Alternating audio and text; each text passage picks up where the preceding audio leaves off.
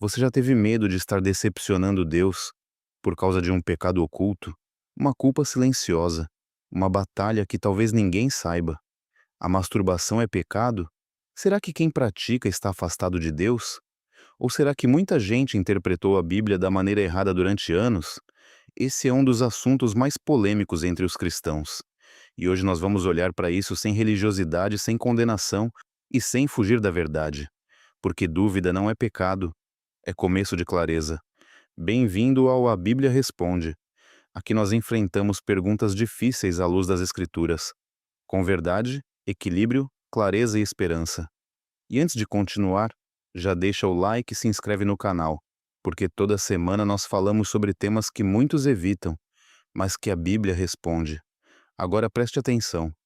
Muita gente usa versículos fora de contexto para condenar pessoas nessa área. Mas será que a Bíblia fala diretamente sobre masturbação? Ou será que estamos confundindo princípios bíblicos com interpretações humanas? Vamos entender isso juntos. O que muitos pensam. Muitas pessoas cresceram ouvindo que masturbação é um pecado gravíssimo e que existe um versículo específico na Bíblia condenando isso diretamente. Normalmente usam a história de Onã, em Gênesis 38, como prova absoluta. Deus matou Onã porque ele se masturbava. Talvez você já tenha ouvido exatamente isso. Mas será que foi isso mesmo que aconteceu? Será que Deus condenou Onã por masturbação? Ou existe um contexto muito mais profundo por trás dessa história? E aqui está o problema. Muita gente vive anos carregando culpa espiritual baseada em interpretações incompletas. Mas quando olhamos para a Bíblia com calma, a resposta começa a ficar mais clara. O que a Bíblia realmente diz? Quando lemos Gênesis 38 com atenção, percebemos algo muito importante. O pecado de Onã não foi simplesmente um ato sexual isolado. Naquela cultura, existia uma responsabilidade familiar chamada levirato.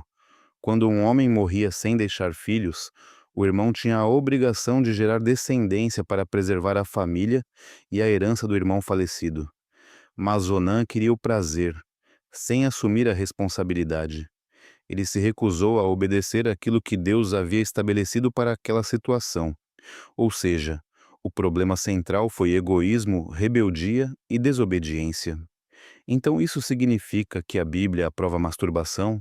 Também não, porque embora a palavra masturbação não apareça diretamente nas Escrituras, a Bíblia apresenta princípios muito claros sobre pureza, domínio próprio e sexualidade. E é aqui que muita gente nunca parou para analisar profundamente. Explicação profunda. Jesus disse em Mateus 5: todo aquele que olhar para uma mulher com intenção impura já adulterou com ela no coração. Isso revela algo extremamente profundo. Deus não olha apenas para comportamentos externos. Ele olha para aquilo que alimenta nosso interior. E aqui está o centro dessa questão. Na maioria das vezes, a masturbação está conectada à fantasia, pornografia, imaginação sexual ou desejos alimentados pela luxúria. Por isso, a discussão bíblica talvez não esteja apenas no ato em si, mas no que está acontecendo dentro da mente e do coração. Além disso, a Bíblia apresenta a sexualidade como algo criado por Deus para união, entrega e aliança dentro do casamento.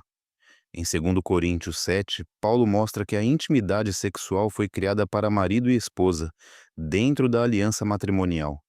O problema da nossa geração é que transformamos sexualidade em consumo rápido, prazer imediato e satisfação individual. Mas Deus criou algo mais profundo do que apenas aliviar desejos momentâneos. E talvez aqui esteja uma pergunta importante. Será que eu estou buscando satisfação em Deus? Ou apenas tentando aliviar impulsos da carne? Porque a Bíblia nunca apresenta prazer sexual como uma necessidade impossível de controlar. Pelo contrário, ela nos chama para domínio próprio. E isso não significa repressão vazia. Significa liberdade espiritual. A Bíblia não te ameaça, ela te liberta. E talvez o verdadeiro convite de Deus não seja apenas deixar um comportamento, mas aprender a viver uma vida guiada pelo Espírito e não pelos impulsos.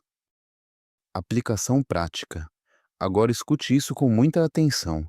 Se você luta nessa área, você não está sozinho. Muitos cristãos enfrentam culpa, vergonha e silêncio por causa desse tema. Mas Deus não se afasta de você porque você está em luta. A graça dele continua disponível e o Espírito Santo continua transformando pessoas todos os dias. Jesus não veio apenas para perdoar pecados, ele veio para transformar vidas. Então, ao invés de viver preso apenas à culpa, talvez seja hora de começar alguns passos práticos. Fortalecer sua vida espiritual diariamente, fugir de conteúdos que alimentam a luxúria, desenvolver domínio próprio aos poucos, conversar com alguém maduro espiritualmente, buscar ajuda emocional se necessário, e lembrar que santidade é processo, não perfeição instantânea. Deus não está apenas tentando tirar algo de você, Ele está tentando te conduzir para algo mais puro, mais saudável e mais profundo nele. Então, masturbação é pecado? A Bíblia não traz um versículo dizendo isso diretamente, mas quando juntamos o propósito bíblico da sexualidade, o alerta contra a luxúria e o chamado ao domínio próprio, fica claro que isso não representa o melhor plano de Deus para nós. E talvez esse seja o ponto mais importante desse vídeo. Deus não está interessado apenas em controlar comportamentos externos. Ele deseja transformar nosso coração, porque quando o medo cria confusão, a Bíblia responde. E agora eu quero ouvir você. Qual a sua opinião sobre esse tema? Você acha que muitas pessoas interpretam errado a história de Onã? E se esse vídeo te ajudou de alguma forma, compartilha com alguém que talvez esteja sofrendo em silêncio. Se inscreve no canal, a Bíblia responde e ativa o sininho, porque aqui nós falamos sobre aquilo que muitos evitam, mas que a palavra de Deus responde com verdade, clareza e esperança. Dúvida não é pecado, é começo de clareza. E quando a dúvida aparece, a Bíblia responde.